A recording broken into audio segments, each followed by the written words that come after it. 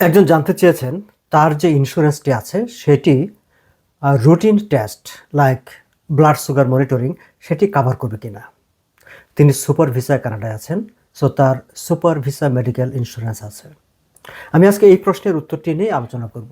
Super visa medical insurance এবং যারা visitor হিসেবে কানাডায় আছে তাদের যে ভিজিটর হেলথ ইন্স্যুরেন্স আছে, দুটির কার্যকারিতা বা কাভারেজের পরিধি মূলত একই।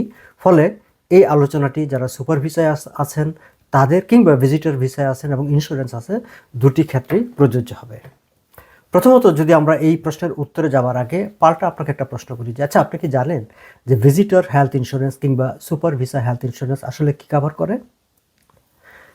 এই ধরনের ইন্স্যুরেন্সগুলো বা যে কোনো ইন্স্যুরেন্স আসলে কভার করে এনি সাডেন থিং, আনফোরসেন, যেটা আগে থেকে আন্দাজ করা যায় না, হঠাৎ করে ঘটে, সেই ধরনের যে কোনো বিষয় কভার করে, সেটি যে কোনো ধরনের ইন্স্যুরেন্স হোক। আমরা যেহেতু হেলথ ইন্স্যুরেন্স নিয়ে কথা বলছি ভিজিটরদের কিংবা সুপার ভিসায় যারা আসছেন, সো আমরা আলোচনাটা করব সেই জায়গা থেকে যে আনফোরসিন সিকনেস।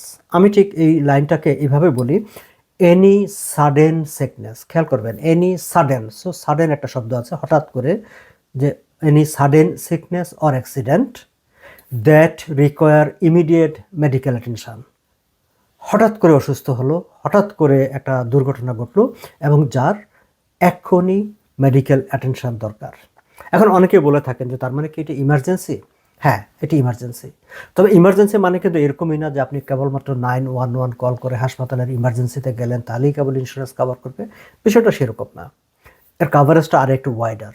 কিন্তু যে কারণে আপনি মেডিকেল ট্রিটমেন্টটা চাইবেন বা মেডিকেল অ্যাটেনশনটা চাইবেন, সেই কারণটা হচ্ছে আনফোরসেন, যেটা আপনি জানতেন না, হঠাৎ করে সেটা ঘটেছে এবং এখনই ডাক্তার দেখানো দরকার।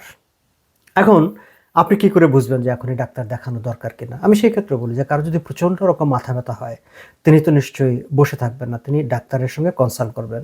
সো তিনি যদি ডাক্তারের সঙ্গে কনসাল্ট করেন, সেটি ইমার্জেন্সিতে হোক আর যে কোনো রেজিস্টার্ড হেলথ কেয়ার প্রোভাইডারের কাছেই হোক, আপনার আত্মীয় স্বজন ছাড়া আর কি, সেটি এই ইন্স্যুরেন্স কাভার করবে।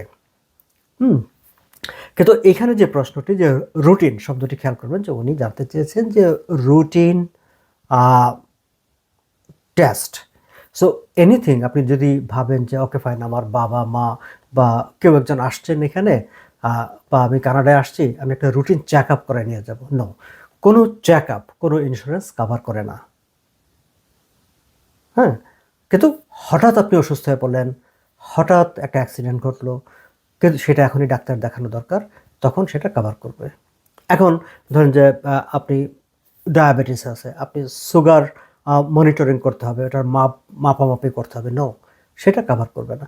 আপনার ব্লাড প্রেশার নিয়ে চেক আপ করতে হবে, কোনো চেক আপই আসলে সুপার ভিসা ইন্স্যুরেন্স কিংবা ট্রাভেল ইন্স্যুরেন্স কভার করে না।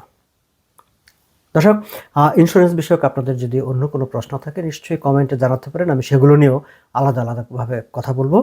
শেষ করবার আগে একটা জিনিস বলে রাখি যে এই ইউটিউব চ্যানেলে ইন্স্যুরেন্স টকে আমি সাধারণত ইন্স্যুরেন্স বিষয় নিয়ে কথা বলে থাকি, একই সঙ্গে কানাডার কিংবা বিশ্বের অর্থনৈতিক ঘটনা প্রবাহ নিয়েও তথ্যপত্র উপস্থাপন করে বিশ্লেষণ করি। এবং এই যে ইন্স্যুরেন্স নিয়ে কথাবার্তা বলা, এটি কেবলই হচ্ছে ইনফরমেশন দেওয়ার জন্য। আপনারা যদি কেউ ইন্স্যুরেন্স বিষয়ক সিদ্ধান্ত নিতে চান, সেই ক্ষেত্রে ইন্স্যুরেন্স কেনার ক্ষেত্রে, পছন্দ করার ক্ষেত্রে অবশ্যই একজন লাইসেন্সড ইন্স্যুরেন্স ব্রোকারের সঙ্গে কথা বলে নেবেন। বাই দ্য ওয়ে, আমি নিজেও একজন লাইসেন্সড ইন্স্যুরেন্স ব্রোকার, কিন্তু ইউটিউবে এটি হচ্ছে কেবল শিক্ষামূলক ইনফরমেশন শেয়ারিং।